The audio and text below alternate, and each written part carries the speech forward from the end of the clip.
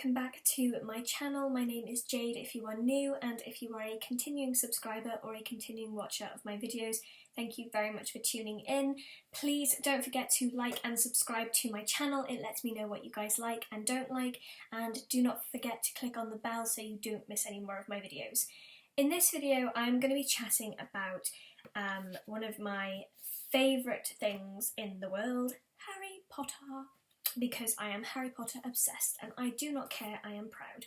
I have read and listened to the Harry Potter books and I watched the films so many times. I think I know more about Harry Potter than I do about genuine life things, in all honesty. Like, if I went on a quiz show and it was all about Harry Potter, I'd be fine. General knowledge, history, all that jazz, not so much.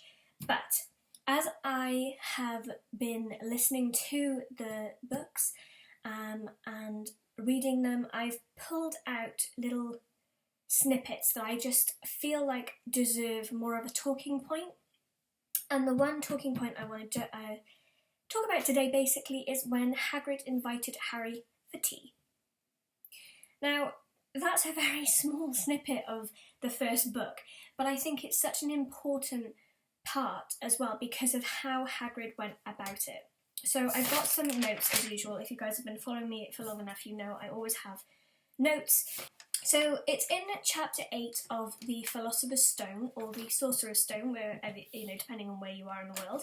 And if I give you it's like a small summary, and basically Harry's finding life at Hogwarts strange and unfamiliar, and also, the fact that people are always pointing at him, staring at him, doubling back in the corridor so they can get a better look at him.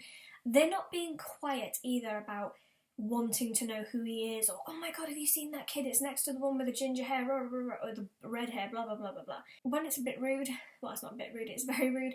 And also to a new student, to a new school who is very unfamiliar with the world of magic, and it can probably be quite intense and makes you kind of want to hide away, and especially when, like, as it says in here, Harry is trying to concentrate as well on getting to his classes, remembering where he's going, because obviously Hogwarts is huge and there isn't really a map that you can follow. I feel so bad for Harry. I mean, any of the first year students, but especially for Harry, because he's really going in blind. Like, he has no idea about half the stuff that is going on in the magical world because he hasn't been a part of it for so long, because Dumbledore thought it be in his best interest to keep him away from that. In the first section of the film, where we are introduced to Dumbledore and where Hagrid brings Harry to Dumbledore, he says that it's in his best interest to keep him away from all of that until he's ready. And I know he's obviously on about the fact that he defeated He Who Must Not Be Named, he made him disappear, we all know that story, but keeping him away from that side of things, totally understand. Dumbledore's got his best interest at heart, but also not letting him even have a snippet of magic or what it does, and all this, that and the other, like, it doesn't do him any good. It really kind of puts him on the back foot completely when he enters Hogwarts. Also, all the things he can do.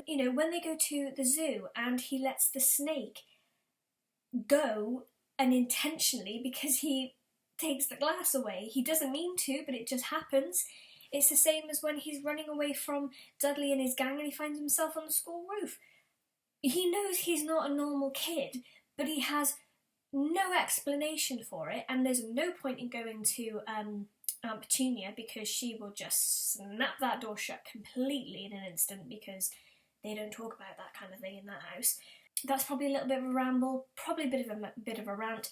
Going back onto the actual topic at hand, during breakfast on the first Friday, Hedwig appears at the table holding a letter.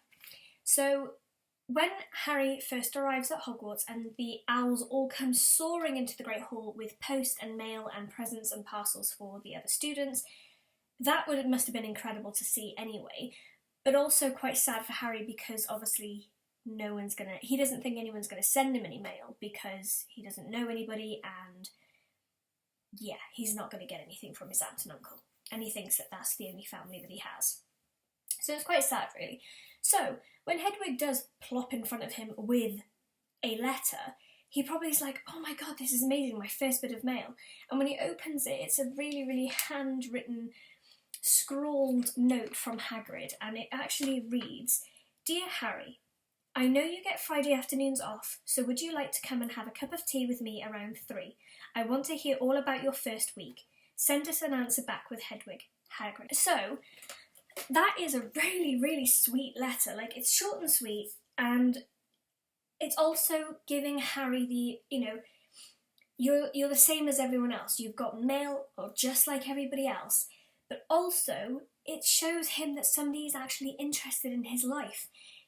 It also interested in how he's getting on at Hogwarts, and I mean, yes, I'm sure Dumbledore is interested in how he's getting on. I'm sure McGonagall's interested in how he's getting on, because obviously they were there the night that Dumbledore left him on the steps of the Dursleys' house.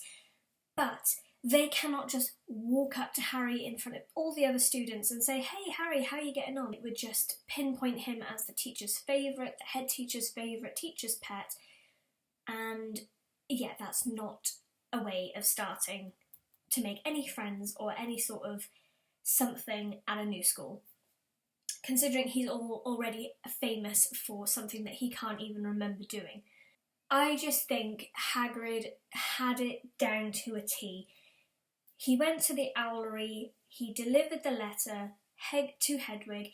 Hedwig then delivered the letter just like everybody else, so it gave Harry a sense of normalcy. It gave him a sense of, I'm just like everybody else. Jumping back to Hagrid, who is one of my he is one of my favourite characters, but he's also, I would say, one of the most lovable characters, because as much as throughout the series of the books and the films, Hagrid does put his foot in it quite a few times by saying things that he shouldn't have and coming out with the quote of, "I shouldn't have said that, I shouldn't have said that, I shouldn't have said that." And that's fine, because that just adds to Hagrid's lovable character. Hagrid is the school groundskeeper. He could have just walked up to Harry in the corridor, he could have walked up to him when he was outside, he could have walked up to him at any time and just said, "Harry, would you like to come and have tea with me?" Or given him the parchment in front of everybody. But he didn't. He didn't do that. He physically thought, no, I know what I'm going to do. I'm going to get it delivered to him just like everybody else. Wanting to hear about how Harry's first week has gone as well, I think is really nice, because, like I've said, Harry's new, he's not that very good at magic, he's not very knowledgeable on it because he hasn't grown up with it. He's got somebody who isn't a teacher, who isn't associated with anything else. Hagrid is almost like an outsiding third party who he can go to with his troubles and go through and talk about things, but he could talk about anything, and Hagrid's not going to turn around and shout at him. He may turn around and try and put him on the right track, or say, "Oh no, steady on, blah blah blah," but he won't be judgmental like some of the other teachers or some of the other people at the school would be. Percy is head boy at Hogwarts for Gryffindor. I cannot see any student, regardless of whether they're Harry Potter or whether it's Ronald Weasley, his own brother, walking up to Percy and saying, "Percy, can we sit down? I've got to talk about something." Yes, Percy may turn around and sit down with that person because it's his role as a head boy, but or a prefect, or that kind of role. But as soon as the child or student tries to start talking to him about their issue, I just don't think Percy would handle it as well as what he should, could, or like what Hagrid does. Non-judgmental. Let's put it that way. I also want to dip into the fact as well that Hagrid is actually an extremely special person to Harry, and continues to be right the way up throughout the whole series, book-wise, film-wise, everything. Hagrid has been there for so many of Harry's firsts, Hagrid was there when Harry read his letter for the first time, because obviously the Dursleys would not let him read it. The first time in Diagon Alley, where he got to witness the wizarding world for the first time, he was with him, getting money from Gringotts bank. Again, didn't realise he even had any money.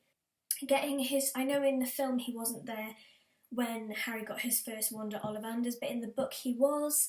His first pet, you know, Hagrid bought him his first pet. I mean, I know it was part of the birthday present to him, but it just all the first, and it's just amazing. Like, also, when Harry first steps off the train at Hogsmeade Station, he knows Ron because obviously they've bonded throughout the whole train journey and they're getting on really well, and it's Harry's first friend.